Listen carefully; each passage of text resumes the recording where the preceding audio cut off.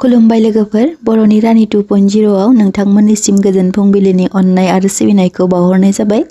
दिनै 22 जानुवारि 2026 बिस्तिबार बाराय। दिनै मागो दाननि शुक्ल पक्ष चतुर्थी तिथि, जायखौ तिलकुंट विनायक चतुर्थी तिथि मुंजों मोनथि मोननाय जायो। दिनैनि साना स्वामी देवता श्री सिद्धिया विनायक गणेशनि सान होनना मिथिनाय जायो। बेखायनो नोंथांमोननि राशिया दिनैनि सानाव बोरै बारलांगोन बेखौ मोनथिनो लुबैयोब्ला बयखौबो भिडिअनि जोबनायसिम नायजोबलांनो थाखाय खावलायनाय जाबाय। फै दानिया मोनथिना लादोनि बै मोनजिनै राशिफोरनि सोमोन्दै। गिबि राशि महरै मेष राशि। राशि बादियै थासारिया सोलायनाय फैगोन। खामानि मावग्राफोरनि थाखाय हेफाजाब मोननो हागोन। मेष राशिफोरनि थाखाय दिनैनि साना मोजाङैनो बारलांगोन। खामानि बिथिङाव नोजोर होनाया मोजां। नखर संसाराव गोजोनै बारलांगोन। सावस्रि फारसे गाहामैनो थागोन। फरायसाफोरनि थाखाय मोजां सान। नोंथांमोननि दिनैनि खाफाल गोनां अनजिमाया जादों 9 आरो खाफाल गोनां गाबा जादों गोजा। वृषभ राशि। राशि बादियै अफिसनि खामानिफोरनि थाखाय सांग्रां जानाया मोजां। फरायसाफोरा फरायनाय फारसे सांग्रां थानाया मोजां। फालांगियारि बिथिङाव मुलाम्फा मोननो हागोन।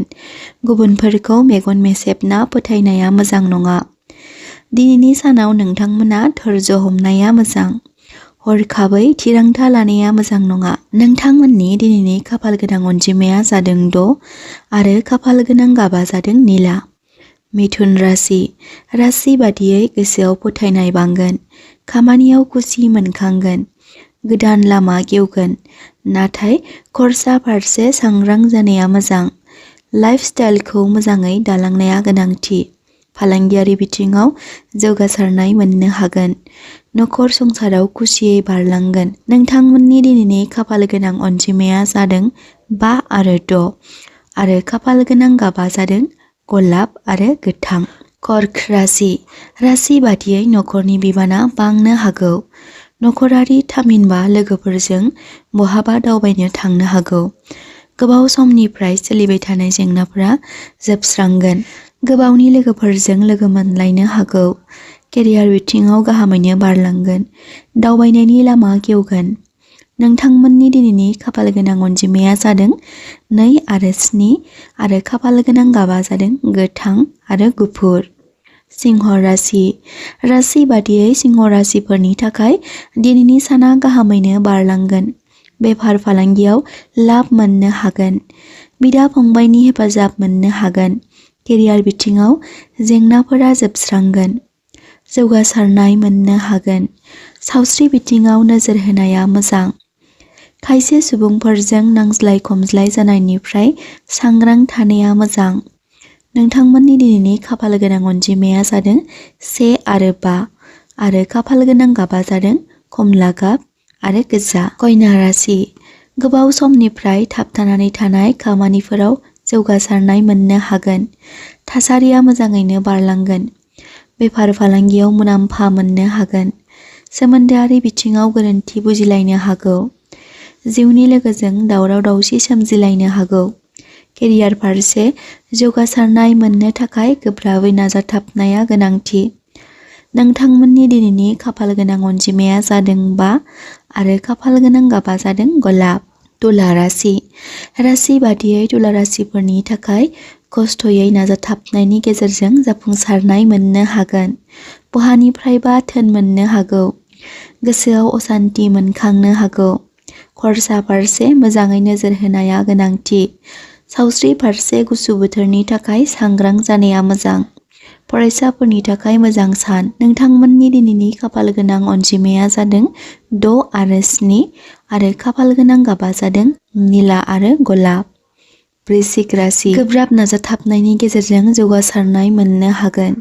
अफिसफोराव गोदान खामानिनि बिबान मोननो हागौ। केरियार फारसे जाफुंसारनाय मोननो हागोन।